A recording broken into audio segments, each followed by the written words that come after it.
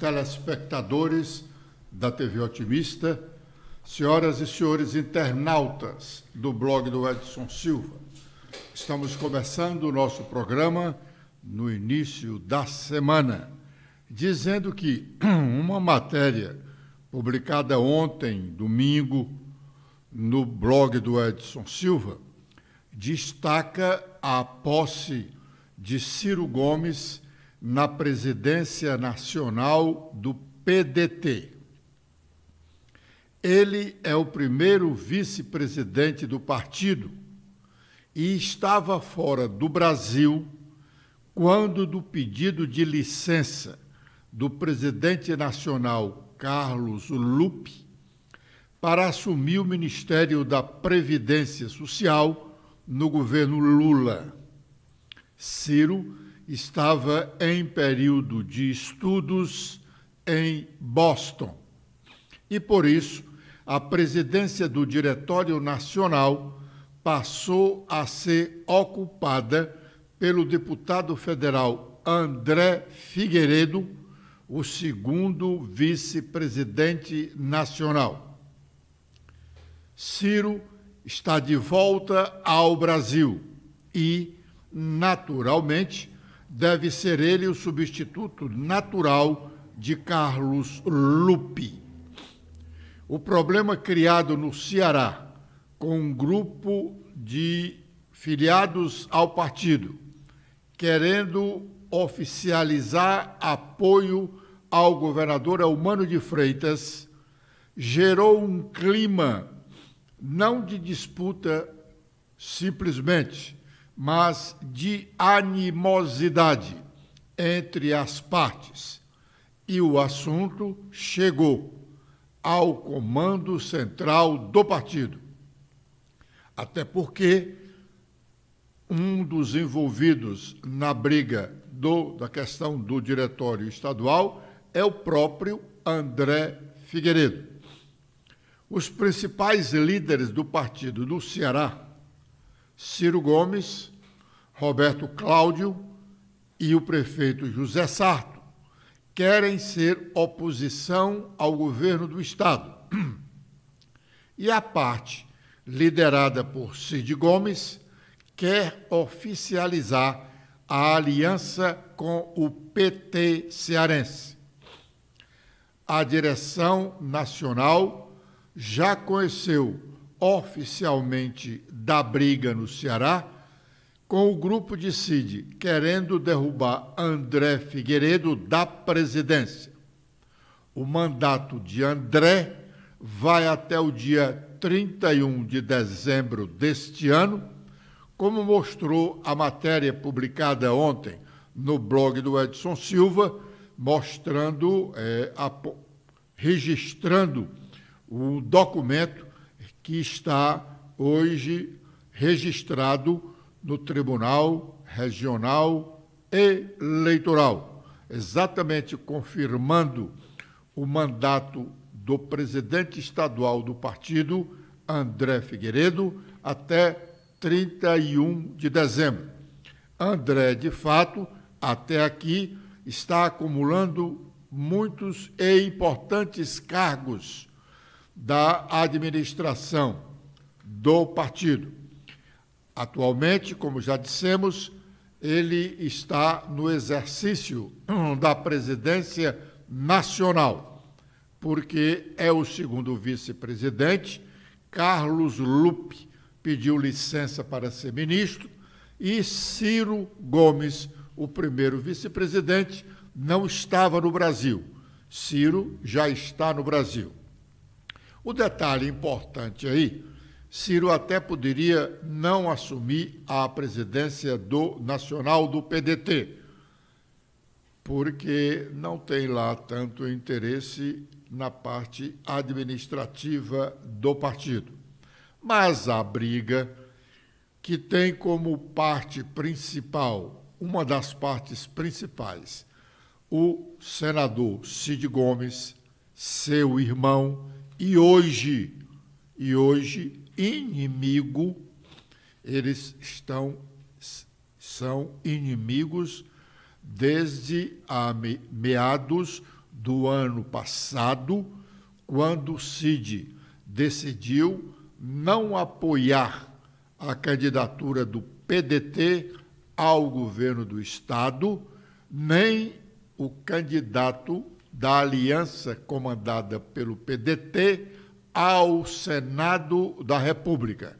Ele preferiu apoiar para o Senado Camilo Santana, dizendo-se afastado da disputa pelo governo estadual. Nessa situação, ele feriu o estatuto do partido e está sujeito, como nós mostramos também na matéria, o estatuto do PDT Nacional está registrado no Tribunal Superior Eleitoral desde o ano passado. Ciro, assumindo o comando nacional, sem dúvida, vai combater a proposta do irmão Cid e pode abrir um processo disciplinar no Diretório Nacional, não apenas contra Cid, mas contra vários outros integrantes do PDT cearense. O Conselho de Comunicação Social do Congresso Nacional faz uma audiência pública nesta manhã para discutir a violência contra profissionais de comunicação e também sobre a valorização da comunicação social no Brasil. A jornalista cearense Samira de Castro, ex-presidente do Sindicato dos Jornalistas do Estado do Ceará e hoje integrante da direção da FENAGE, que é a Federação Nacional dos Jornalistas, foi uma das que já se manifestaram no encontro. Vamos ouvi-la. A liberdade de imprensa é um preceito constitucional. O sigilo da fonte é um preceito constitucional. E para garantir esse sigilo, nós precisamos de um critério de acesso a quem exerce essa profissão. Né? Hoje nós temos a emissão indiscriminada de registros profissionais, inclusive detectamos na FENAGE a emissão de registros até para menores de idade. Né? Então nós precisamos ter um critério de acesso a essa profissão e que, no nosso entender, hoje só vai ser possível se aprovarmos uma proposta de emenda constitucional que está parada na Câmara dos Deputados. Já foi aprovada no Senado por ampla maioria de votos em 2012, mas ela segue parada no Senado. Além do diploma como critério de acesso, a gente também precisa de uma atualização da nossa regulamentação profissional. O último decreto-lei é de 1979 e várias outras funções foram incorporadas ao jornalismo a partir do uso da internet comercial, a partir agora dessas novas ferramentas tecnológicas, não de produção, mas, digamos, de escoamento da produção jornalística. E também acho que a gente tem como pauta de valorização a criação de um Conselho Federal de Jornalistas. Nós somos das poucas categorias, talvez a única de nível superior, que não temos um conselho de classe, né, para primar pelo exercício ético dessa profissão que é tão cara à sociedade. E, por fim, e não menos importante, a FENAGE tem uma pauta também muito consistente de valorização do jornalismo que diz respeito à sustentabilidade. Né? Todos nós acompanhamos diariamente a chamada crise do modelo de negócios do jornalismo, que passou a vigorar também muito em conjunto com uma crise de credibilidade. Né? E hoje as empresas jornalísticas, todas de diversos portes, elas enfrentam uma concorrência bastante predatória das plataformas digitais. As plataformas passaram a absorver a maior parte, né, dos anúncios. Por quê? Porque trabalham com anúncios direcionados, né, com a questão dos dados das pessoas. E as grandes empresas, médias e pequenas, viram a sua fonte principal de receita minguar. A jornalista Samira de Castro é uma sindicalista que tem batalhado muito em defesa dos colegas jornalistas aqui no estado do Ceará. Agora ela empresta a sua colaboração à FENAGE, que é a Federação Nacional dos Jornalistas, cuja principal reivindicação e motivo de trabalho nos dias atuais é para que tenhamos uma legislação que respeite o diploma profissional. Todas as entidades de classe, sindicatos e FENAGES trabalham no sentido de que o jornalista só possa realmente exercer a profissão com o diploma de jornalista. É uma luta que já vem há algum tempo. Como ela disse aí, essa legislação está parada hoje no Senado da República. Já houve um momento em que as empresas só podiam contratar jornalistas que tivessem passado pela universidade, pelo curso de comunicação social. Mas uma decisão do Supremo Tribunal Federal considerou essa lei inconstitucional. A provocação foi pelas grandes empresas de comunicação e aí o diploma passou a não ser o objeto central da contratação dos profissionais. Agora é o momento de fazermos o nosso primeiro intervalo e já estaremos de volta com a sequência do nosso programa.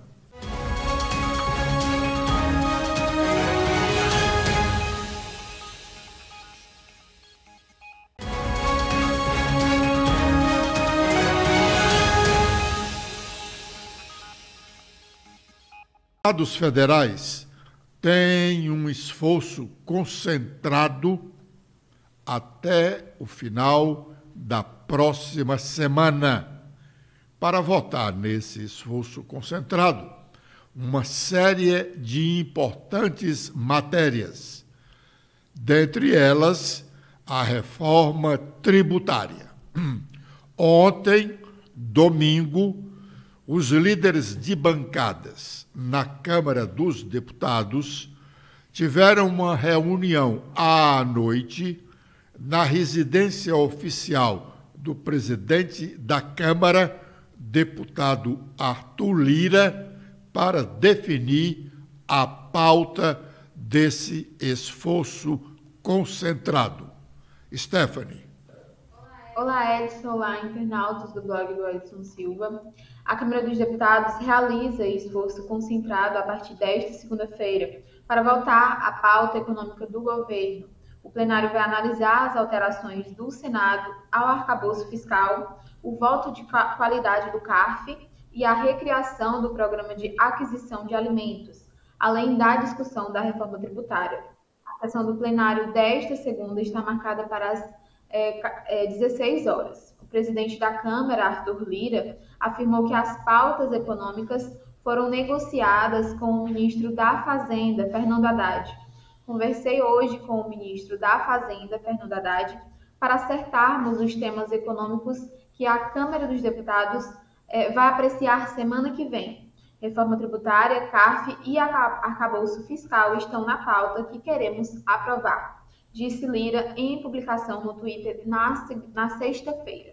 Até o momento, a pauta do plenário está trancada pela proposta que retoma o voto de qualidade no Conselho Administrativo de Recursos Fiscais, o CARF, última instância de recursos administrativos sobre as punições da Receita Federal. Esse deverá ser o primeiro item em votação, a não ser que o governo retire a urgência para liberar a análise de outras matérias. Bom, deputados e senadores federais, deputados federais e estaduais, terão um recesso de meio do ano durante a segunda quinzena deste mês. Câmara dos Deputados, Senado da República e Assembleia Legislativa devem encerrar o semestre legislativo na sexta-feira da próxima semana.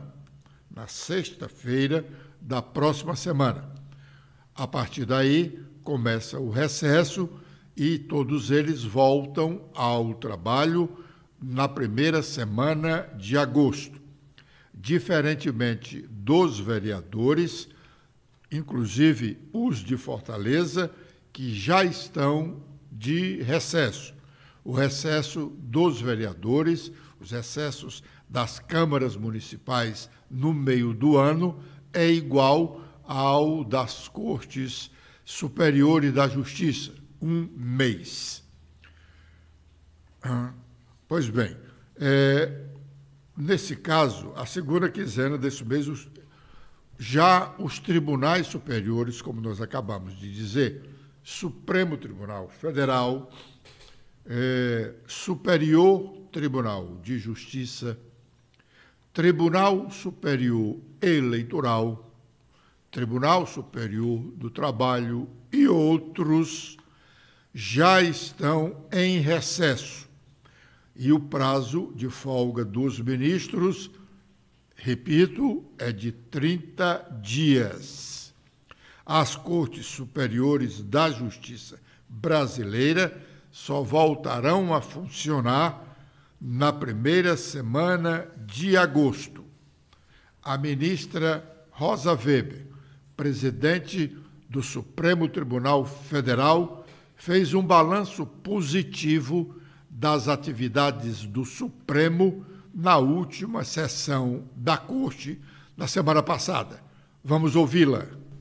Nesse dia em que mais um semestre de intenso e profícuo trabalho desta Suprema Corte chega ao fim, eu não posso deixar de lembrar que este semestre judiciário que hoje se encerra se seguiu a um fato absolutamente atípico nos quase 200 anos de existência do Supremo Tribunal Federal, considerados Império e República, considerado o período em que ele ainda se chamava Supremo Tribunal de Justiça no Império, e que consistiu na invasão criminosa desta sede histórica da nossa casa, naquilo que chamamos o Dia da Infâmia, que foi o dia 8 de janeiro. Um dia que desafiou a força institucional da nossa Suprema Corte, como guardia da Constituição, e também a resiliência dos nossos valores democráticos e da plena cidadania. Sabemos todos que, nada obstante esse fato insólito e criminoso, repito, a união de forças, o espírito de colegialidade, a incansável dedicação de todos à nossa missão institucional, à luz do que nos comete a Constituição da República, revelaram-se sólidos e perenes o suficiente para garantir a permanência, sem qualquer solução de continuidade, da nossa prestação jurisdicional, ao lado da reconstrução em tempo recorde das nossas instalações. Mais uma vez revelou-se a rigidez dos valores maiores que sustentam a atuação desse Supremo Tribunal Federal e a própria democracia em nosso país, que nos moldes da campanha que encetamos manteve-se inabalada, como permanece inabalável. Também em tom positivo, a fala do ministro Alexandre de Moraes no encerramento das atividades do Tribunal Superior Eleitoral, coincidentemente, no dia em que foi concluído o julgamento do processo que tornou inelegível por 8 anos o ex-presidente Jair Bolsonaro. Vamos ouvir o que disse o ministro Alexandre de Moraes. Nesse primeiro semestre de 2023, foram julgados pelo Tribunal Superior Eleitoral 976 processos. De 1º de fevereiro até hoje, realizadas 90 sessões de julgamento, 39 sessões jurisdicionais, sendo 2 extraordinárias, 28 sessões administrativas presenciais, também sendo 2 extraordinárias. De forma virtual, o Tribunal Superior Eleitoral realizou 18 sessões ordinárias e 5 sessões extraordinárias. E isso foi muito importante porque, em 1º de janeiro desse ano, o acervo do Tribunal Superior Eleitoral era de 6.548 processos, sendo que 901 estavam conclusos para os relatores, os demais nos procedimentos processuais. Vamos fazer mais um intervalo e já estaremos de volta com a última parte do nosso programa.